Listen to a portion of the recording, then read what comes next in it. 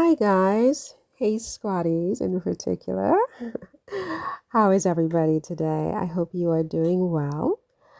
I was just looking at this very scathing review in the UK Guardian for this documentary about Camilla called Queen Camilla, the Wicked Stepmother. Now, I heard all the other squatty channels talking about it for a couple of days.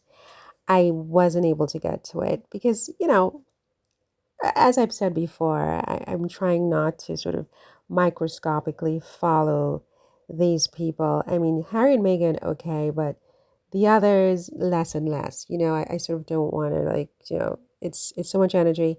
And also, I'm trying to branch out to other types of commentary, law, politics, and so on, as you can see. So I'm kind of like spread out in a few different directions. No pun intended. And I'm finding it like, oh my God, I'm going to have to really become very adept at compartmentalizing and choosing what to talk about because otherwise it can be overwhelming and it could take all day. And it's like, and then you finish and like two people look at the video, you know what I mean? Or you're like, oh my God, I spent all day making videos and two people looked at it. So there's that as well.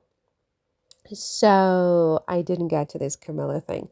But today I woke up and I said, you know what? I've got to try to take a look at it because people are still talking about it. It still continues to ricochet. I was watching, what was it, Claire? Oh, there's a squatty. Her name is Claire something. Klare. Oh my gosh, I forgot the full name of her channel. But I woke up this morning, I was fed her video on this, and I thought, okay, I've really got to take a look. So I tried to take a look, and of course, guess what?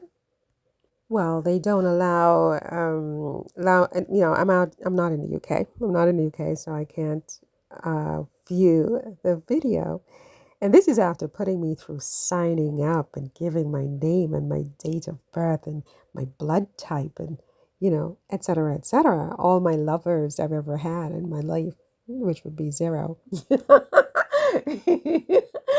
et cetera, et cetera, right? I mean, I'm livid. I'm livid, you guys. Anyway, so I found this review on The Guardian. It is scathing. It's scathing.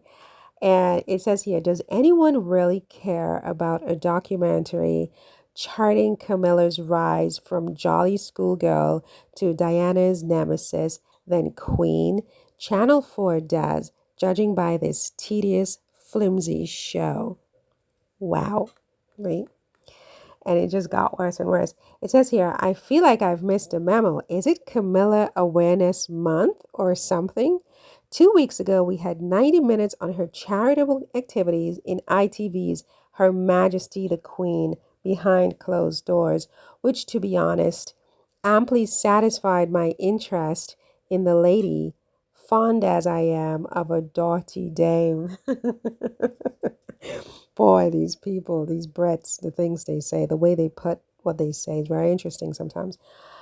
Listen, I agree. It seems like recently there has been some kind of um, coordination, a coordinated attack, if you will, of like shoving Camilla down people's throats. And I haven't seen either of the documentaries. This one I tried to see just for curiosity since everyone was talking about it. But of course, I was blocked because I'm not in the UK. But yeah, it seems like there's been some kind of decision. It's like when I find out when things like this happen, it comes from a decision. There's a centralized force at play where someone decided time to start pushing a certain storyline. Then they send out the memo and to key journalists and so on and so forth. And they then begin to come up with all kinds of content around whatever that centralized force decides will be the focus for that particular interval of time. So right now they're shoving Camilla down our throats and they're trying to paint her, I guess, in a positive light because apparently this documentary on Channel 4, well, it depends on who you listen to because some people say that it was a net positive for Camilla, this wicked stepmother thingy, and other people say that it was bad for her. So I haven't seen it. I can't really say, I can give an opinion, obviously, but it just seems to me that there's some kind of centralized force, right, that is deciding to bring out all of these stories about Camilla. And it seems that it's trying to drum up a certain type of PR for the royal family because we know that recently there was another documentary on, I think, the same Channel 4 about the monarchy and William and Charles in particular, and how they are quote unquote slumlords and how they make all this money off of the most dubious of people and places and things. I mean, even graves, digging a grave, they make a cut from that. And then they don't really disclose how much money they're actually making, nor do they pay taxes on their income to the tune of billions and billions and billions. And so that was some really ugly press as William was heading to South Africa for the Earthshot Prize a couple of weeks ago. And I think that maybe they're trying to cover it up a little bit. So this thing on Channel 4, which is the same channel that broadcast that documentary, apparently it's a tongue-in-cheek. It's a tongue-in-cheek because in the end, it's like Camilla didn't sort of come off as wicked as everybody would have expected, and nor was there anything new that everybody didn't already know before. So this review in the Guardian was just very, very dismissive of the whole thing, and yeah, I was like, wow, I'm surprised because from the title, it really sounded like they had some new intel, and that it was going to be this really juicy thing. And then it just turns out to be a rehash of just what everybody already knows. Her parents, where she grew up, that she liked smoking, that she liked a good time, that she was dating Andrew, and then she met Charles and she was Charles's girlfriend, and then Charles's uncle, Lord Mountbatten, didn't like it. So they gave Charles the Virgin Diana, but he wanted Camilla, and yada, yada, yada, yada. Apparently, there was an aspect, it says much is made about the last 20 minutes or so of Harry's animus towards his stepmother and the claims in his memoir, various television interviews, his Netflix series, and for all I know, a series of heartfelt scrawls in Oprah's sandpit of the palace conspiring against him and his new wife Meghan until they were forced to defect to the US. Camilla, we see him hint in archive interviews, was at the center of it all.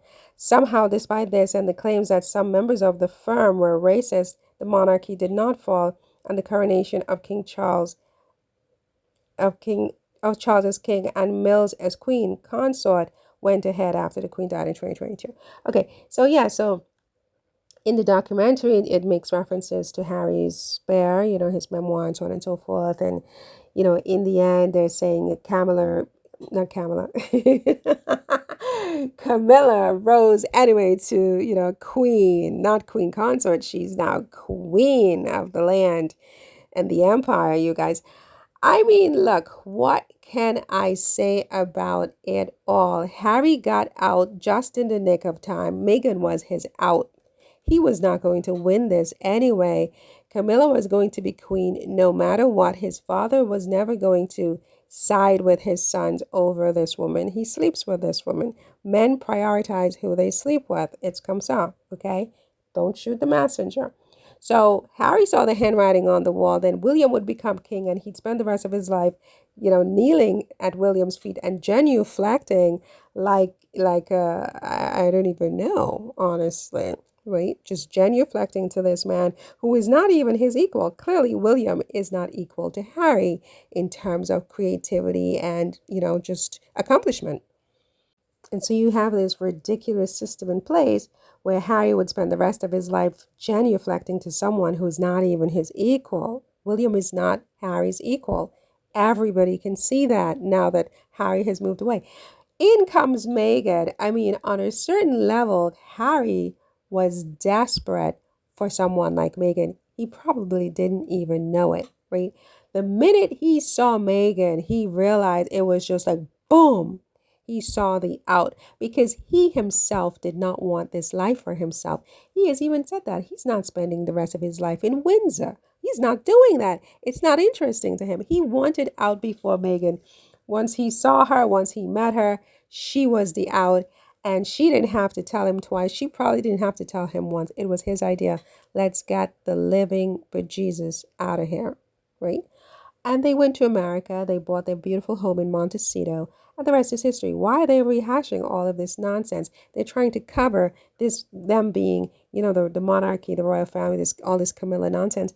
They're trying to cover something. They're trying to reshape the narrative, right? They're trying to turn everyone's attention away from Charles and William and let's just, glorify Camilla and, bore everyone to tears with ancient history.